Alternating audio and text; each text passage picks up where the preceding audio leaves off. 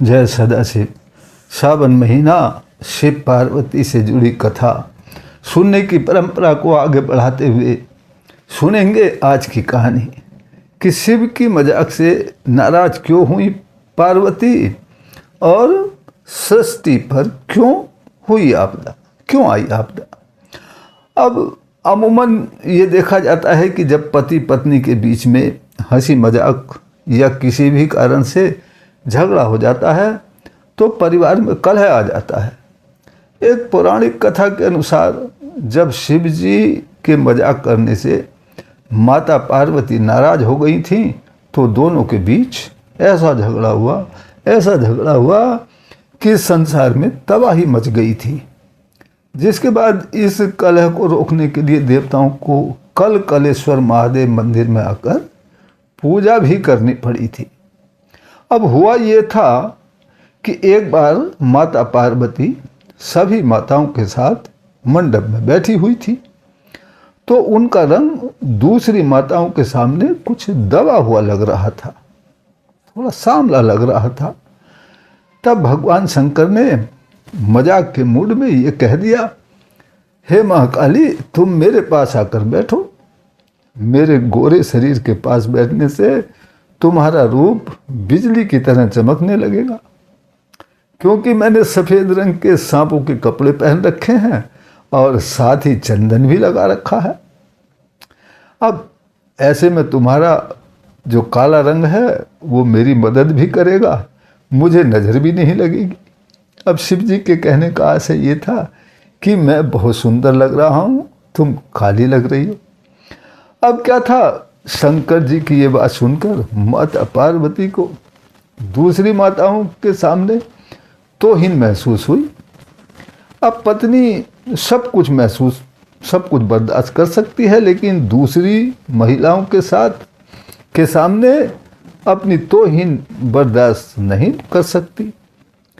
तो माता पार्वती जी ने शिव से व्यंग के रूप में कहा, आपने जब नारद जी को मुझसे विवाह करने का प्रस्ताव लेकर मेरे पिताजी के पास भेजा था तब क्या आपने मेरा रंग रूप नहीं देखा था?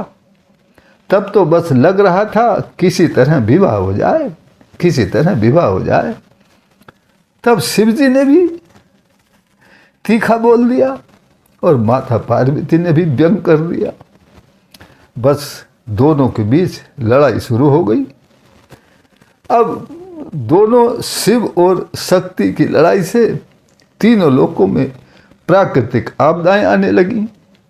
पंच तत्व अग्नि, वायु, आकाश, जल, पृथ्वी में असंतुलन होने लगा और चारों तरफ हाहाकार होने लगा।